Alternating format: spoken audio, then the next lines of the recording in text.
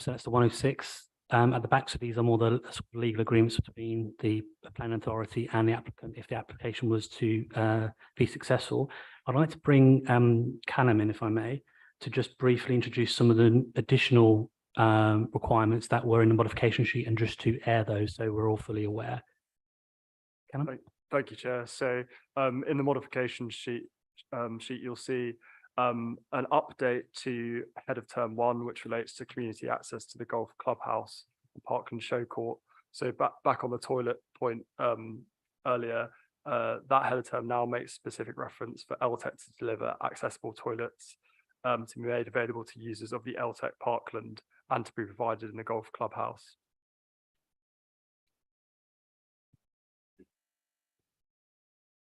Secondly, on the community access to the grass courts, the head of term has now been amended slightly to make direct reference to use of the courts by school children from Merton and Wandsworth boroughs. So a slight amendment to that head of term just to make an emphasis that those courts will be used for children of a school age. And then thirdly, we've added a business engagement term because we thought it was suitable to add this to make sure the development maximizes the benefits in terms of the economic benefits to the surrounding area. And that requires LTEC to host Meet the Buyer and Meet the Business events so that local businesses can benefit from the development as much as possible. And finally, there's also an additional head of term for LTEC to submit an annual report to the LPA about which monitoring basically about which obligations it's discharged in the previous 12 months. And that will just assist officers in our monitoring and also provide suitable transparency as to which obligations are being discharged. Thank you, Callum. Can I just double check, was there, I believe we were in discussions about defibrillator as well? So we've also added a condition for a defibrillator to be provided in the LTEC Parkland.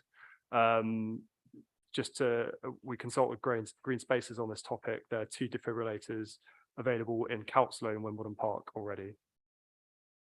Thank you. So colleagues, do you have any questions on just those new 106 statements at all before moving on to what's already in the 106 on the new ones? Mine is on the ecological monitoring, which I notice is set to begin 12 months after the show court opens and then run for about 25 years at 5-year intervals. Great so far as it goes, but one of my principal concerns is what's going to happen in the decade or so before the show court opens. And what I would like to see is ecological monitoring on an annual basis until the show court opens, because I am really deeply troubled about the impact of these works during that period. Okay. Callum, would you mind shining some light on those conversations, and maybe we could bring the applicant in? I've got a view as well, but let's hear what the basis and thinkings behind was this. Yeah, so ecological monitoring is obviously a strong consideration. I'll need to double check the conditions to see where that monitoring starts, but I believe it does actually start through the construction period as well, because that ecological monitoring is associated with the construction environmental management plan, which is approved for each phase by condition. So I believe it sits in that condition for the construction phase, and then thereafter, I think it sits in another condition, but I need to double check. That's fine. Okay, so if there's no other further questions on those new 106 heads of terms, we'll go through the current ones as they are. Sorry, Dan. Oh, the old ones, fine. So we'll go through. So what I'll do is I'll go through, we'll start from the top. So it's the list that we have of 28, and I'll just go through and by exemption, raise your hand if you want to ask a question on them. So obviously the first one is community access to the golf club house and Parkland Show Court. Is someone cool? No. What about and then number 2 is the grass courts. So so just to recap, we had those conversations about the number of courts, and we're satisfied with those, which is fantastic. Curated tours of the site. Nope. Borough ticketing scheme. So this is the ticketing scheme for residents. Tom. I wonder if we could go, well, if we could at least ask the applicant to look at the possibility of going further. Aware that other sort of sporting developments have brought in schemes like having sort of complete kind of preferential ticketing for residents, or some sort of system where there's a sort of separate arrangement for that. Obviously, that's not something that the All England has had in place in the past.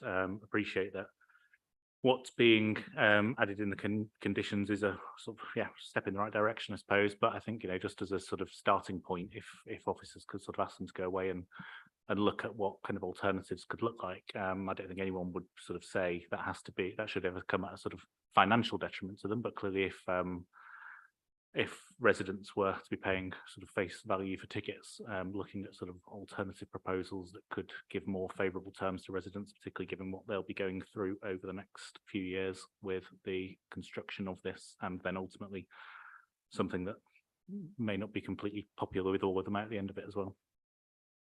Fantastic. So just to recap, so it makes total sense. What this 106 term basically puts an onus on the applicant to provide a large cohort of tickets per day reserved for residents, but for the show court only at the minute. And the ask is basically, can that be more enticing for local residents ultimately? Callum, I mean, I appreciate this is a lot more back and forth with the applicant. I just want to double check if you've got anything to add on that. If I just clarify Susie's point again. So in the construction environmental management plan, that does require monitoring reports to be provided from the date of first commencement up until first occupation of the show court. So that covers that period. And then, sure. Chair, I completely appreciate where Tom is coming from there, and indeed that is the direction of travel with the new development, which does meet the tests of legal obligations. So we're obviously supportive and encourage that, and are looking to secure that. That's not the case with retrospective proposals for a site that is outside the red edge. I appreciate the link between the two operations, but legally I have reservations as to whether that is something as an authority that we can impose. And I'd just refer that to my legal colleagues as well, just for confirmation. Sure. Happy to have a comment about that. Fine. Okay. So I'm confident that I think, John, do you want to come in at all about anything? No. So I think we'll leave that stand. But we've heard that in what's provided, you would probably like more in terms of numbers. So number 5, the Strategy Landscape Heritage Conservation Enhancement Management Plan. 6, contributions to delivering strategic landscape heritage. So this is so this was one in here. There was a contribution relating to things like the a new water sports facility and things like this. Nope. Okay. The Broadwalk interface. Nope. The new Aldwick Parkland. So this covers essentially the public, the access to this park. So Ed. Can we sort of ask if the parkland can be made or finished, completed, given public access before the rest of the project is finished? That's a really good question. So what that relates to, everyone, is the phasing plan of the build. Callum, would you mind just reciting what the current phasing plan is, and does that provide favourable access to that parkland before anything else? Yeah. So the phasing will be conditioned. So there will be an updated phasing plan, but that one has been submitted with the application. But the general principle is that the trigger points which are included in the section 106 will aim to front end the benefits. So the delivery of the lake, the boardwalk, and also the LTEC Parkland. Sharp, Richard, I don't know if you'd like to add anything else. I think all that we'd say is just that the delivery under the 106 is when it's proportionate and reasonable to do so. So that's why those triggers are picked. Cool. Billy, sorry. Yeah, it's point of order, Chair. I mean, it's, you know, we've been at this a long time. I appreciate wanting to give it maximum. But can we flip what we're doing? Can we flip what we're doing? By exemption. Yeah, we can do. You know, like, so Yeah, by people just shout out what they want to come in on. Well, we Well- could do. We're halfway through now. Yeah, So if I spend less time answering, I can run through the rest of the. but we've got 28 questions to point, haven't we still? Sure, but So, I mean, so all it would have to happen is for people to shout out what they want to come the in on. problem is then you end up flat in between everything, and then you Oh. don't bring conversations together into Right. an order. Because Well, say if you want well, number well, 11 and Susie wants number 15. I'll defer to you, Chair. No, I thoroughly understand the hour of the night as well, but I thank you for the suggestion. So the parkland. I think the only thing on the parkland that I spotted during our conversations was a concern about the need to give as much forward notice to residents as possible. And I was wondering if there was a commitment at all about time to say at least 6 months or a year advance notice, or apart from emergency closure access. You know, what is the current thinking to forward notice if there is a change from that championship schedule? Because I know you're promising that won't change, but life happens. So it's just understanding what that is. Are you referring in that to each annual championships and where there might be parts of the park which might be closed? I think we're more than happy to articulate that to residents. I mean, normally speaking, that will be the same every year. The idea is that this is very consistent. The only changes are to do with health and safety matters, etc. I'm perfectly prepared to keep the dialogue open with local residents. I think the only thing is 6 months in advance, you might not know at that stage exactly when those dates are, but that part of the process, the outcome of this is certainly to continue constant contact with neighbours and to ensure they know what's going on. So if anything is different, they would be notified, but we don't envisage that at the moment. The dates are in there are worst cases rather than anything else. So, but in terms of constant notification, that is an intent anyway. Thank you. It's good to know it's in there. Fine. Next, desilting of the lake. Vision of the boardwalks. The angling pontoons. The contribution towards air quality monitoring and noise. No. Kirsten. Maybe not related, just that I have a question on air quality. Sorry, let me just bring it up. So I noted in the officer's report that due to the unique nature of the proposed use and the lack of applicable air quality neutral benchmarks for such sporting event infrastructure, it has not been possible to carry out air quality neutral calculations.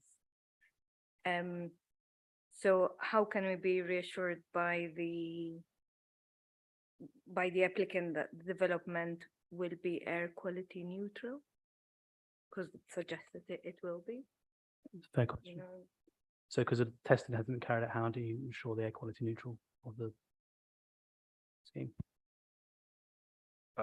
Yes, well, I'll just firstly say that part of the proposals is a reduction in car journeys to the site as a result of closure of the car park. So immediately that should have a positive or beneficial impact on air quality.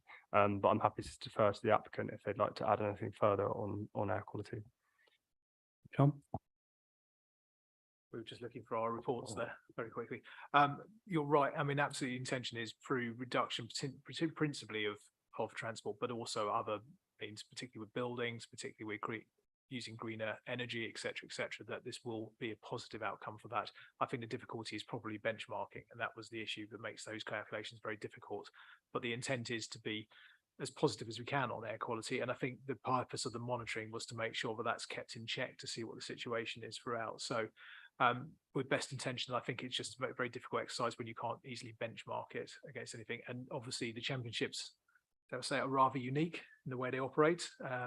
And therefore the majority of the people coming to the grounds, certainly the most intense period will always be during the championships. And obviously it will reduce for the rest of the year.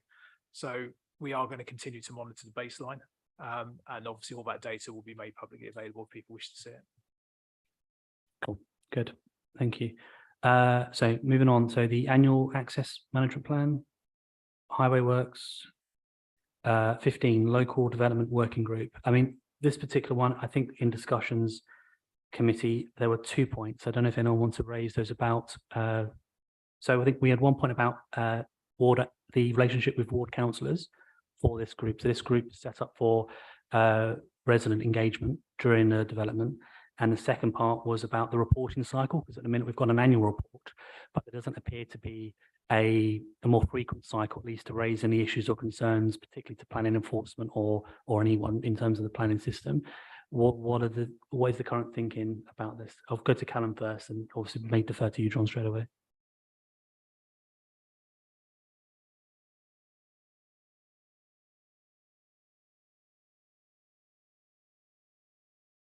Essentially, the local development working group puts an onus on the applicant to work with residents, but it doesn't specify local ward councillors, or doesn't specify a reporting period when they report back, if there's any report that's produced for us, basically.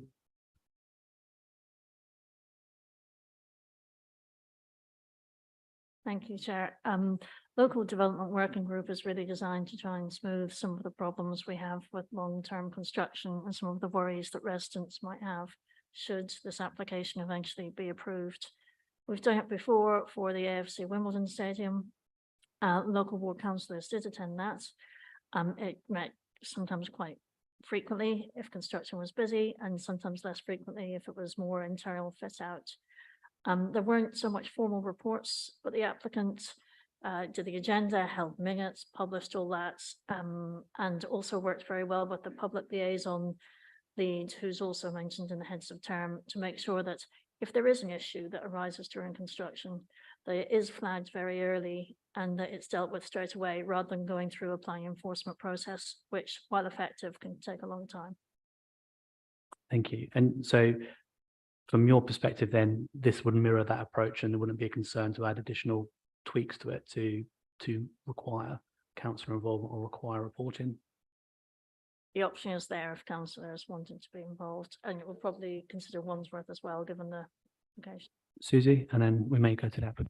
I was just wondering, listening to Tara, whether we can tighten it up so that there's no question about ward councillors being able to attend, and no question about how often it should happen. I hope goodwill will make most of it happen, but we need to guarantee that those things will take place.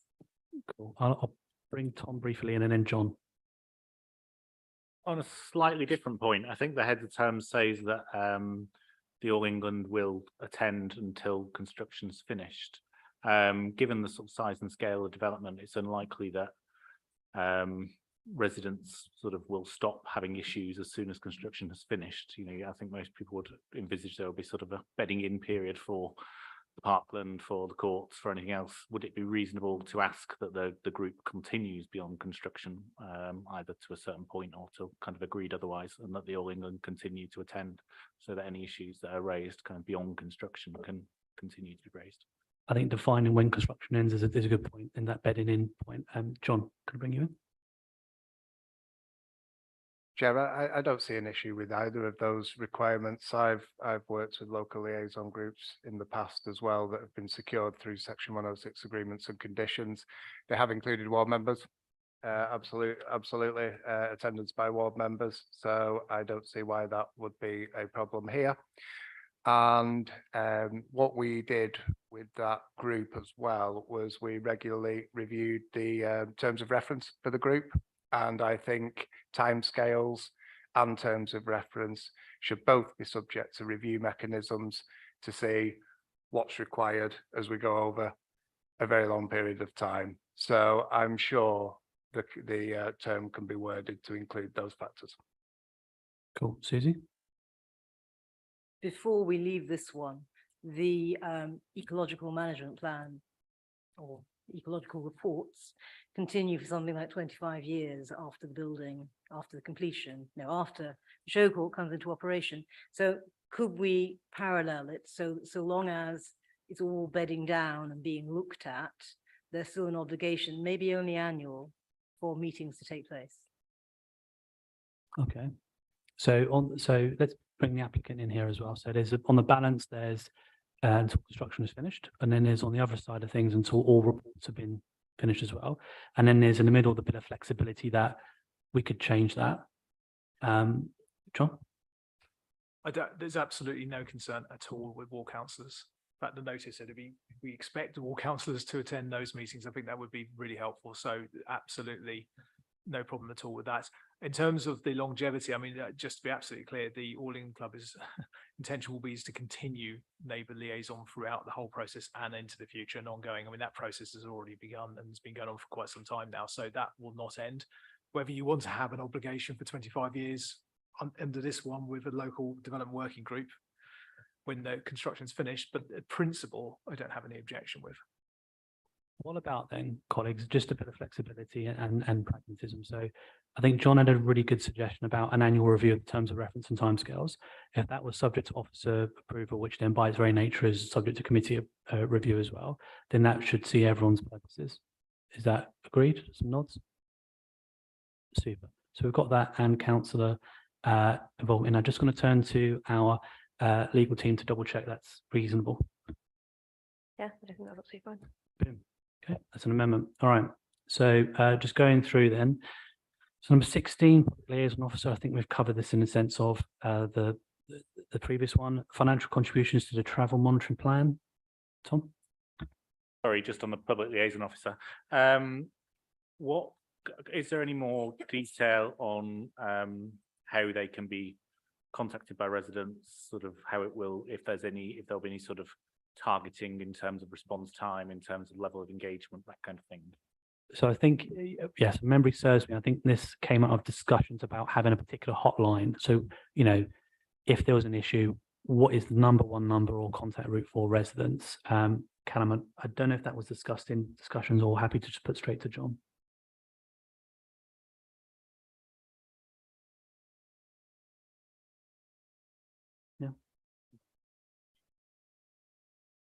Yeah, I think this is very much one for the applicant to make that arrangement. That's fine. It mirrors something that happened at Rains Park already. So we're more happy to do that. So we'll add that in if, yep, there's nods. So number 16, hotline for residents. Cool. Amazing. All right. Financial contribution. Number 18, reduction in car parking on the east side of the church road. So that is in the 106. Financial contribution to the active travel area. Control parking zone, Merton and Wandsworth. Submission of energy strategy. Nope. Energy monitoring guidance. Local employment and training strategies. Billy? All right. Park and ride. Nope. London Underground mitigation. Nope.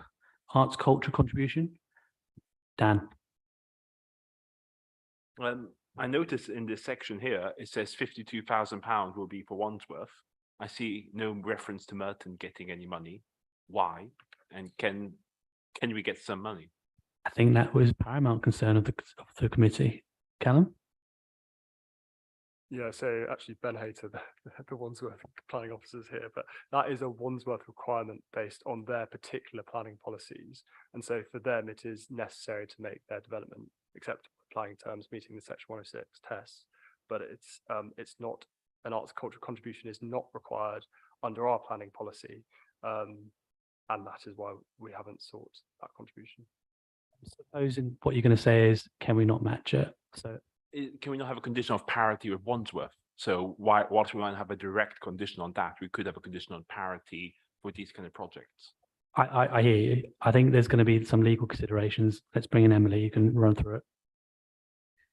I mean, I think Wandsworth have their own local plan policies, and they, when making their decision on the application, will take into account their own policies, including their one on public art and culture. I don't actually know what that one is. I think what Callum and the other case officers are saying is that Merton don't have that planning policy. Therefore, to require in the 106 the applicant to make such a contribution would be essentially unreasonable, because you don't have the planning policy to back it up. Well, I suppose the next thing is to ask the applicant. Yes. So What I was going to suggest, actually, by way of trying to avoid that point, is that we'd liaise with a arts and culture strategy, and that could include the park, for instance, because one of the aspirations is to incorporate artwork within the public realm through Wimbledon and everything else alongside that. Because of the particular policy position that they had in Wandsworth, that wasn't so attractive to them, but we felt that might be something that might be more attractive to you. So it's a collaboration on arts provision within the park, which would be led largely by the All England Club and trying to celebrate a lot of the history that's around the site, but something the council can feed into as well. I can summarize that. So we would play again, and do jump in if I'm getting things wrong. One would have a condition. One would have a heads of terms that stated the provision of an arts and culture strategy with parity funding to Wandsworth. I think just one final point on the specific ask of a contribution. When you don't have a policy to back up that request, there's just a bit of a question about how you get to that level of contribution.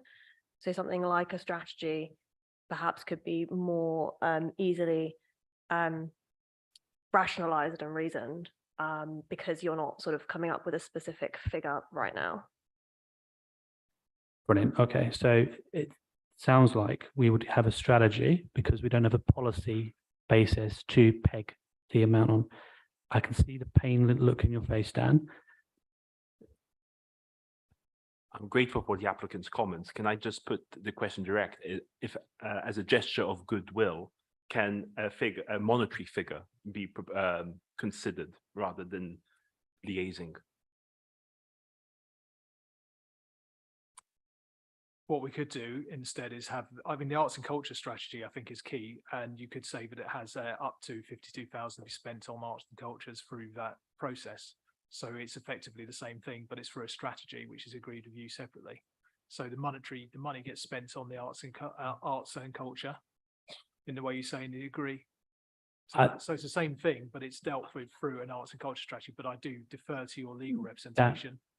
I think you've made good representations there and gotten that. I would. Does everyone agree with that?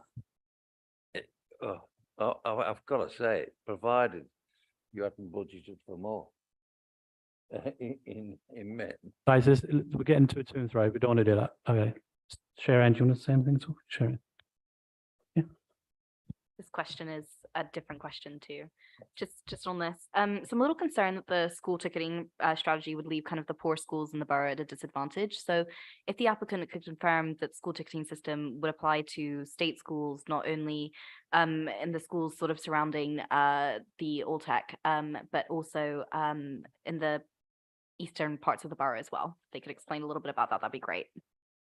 Thank you. So just double checking, Callum, is that can you go direct? All I'd say is they do have to submit a ticketing strategy to us for us to approve. So it'd be for us to review and make sure that the tickets are benefiting a wide range of schools. And just to confirm, that is very much the strategy.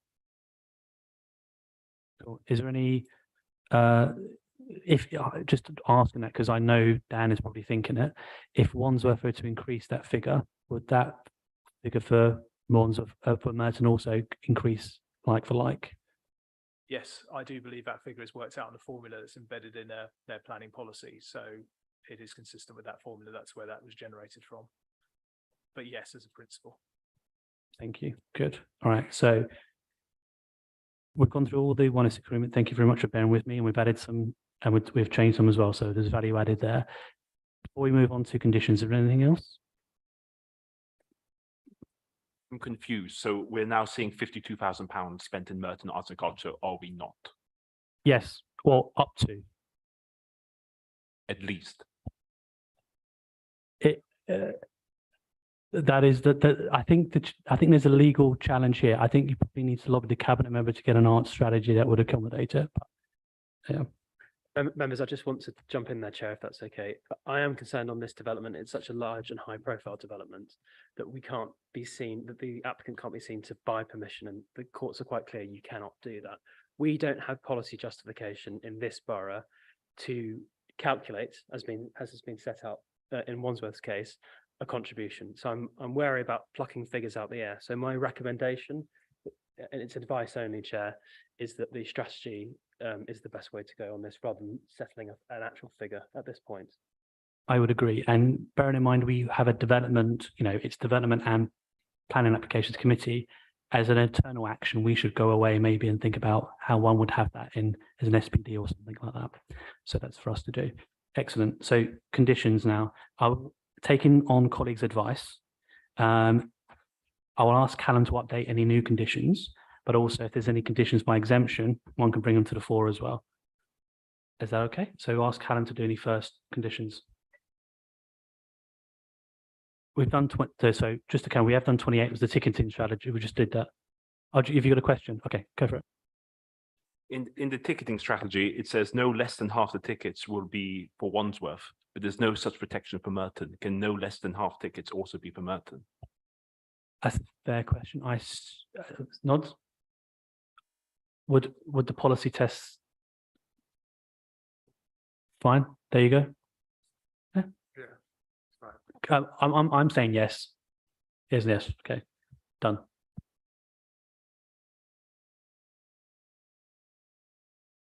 It's 500 each, but it is for wordings and sometimes important. But yeah, okay, fine. That's done. So conditions. Callum, please flag any new conditions which are not included in the. So I've already flagged the defibrillator condition, but other than that, they are detailed in the mods, so I'd advise members to refer to those. I note there's a slight change to the condition 64, which relates to a time restriction for vehicles associated with the central grounds maintenance hub, and that just responds to a councillor remark that it included special deliveries, which has now been removed, so that the restrictions, that condition now just says these restrictions shall not apply in the case of emergency access, which I think all can agree is reasonable. And then condition 31, site-wide landscape environmental management plan, just a slight amendment to that condition, that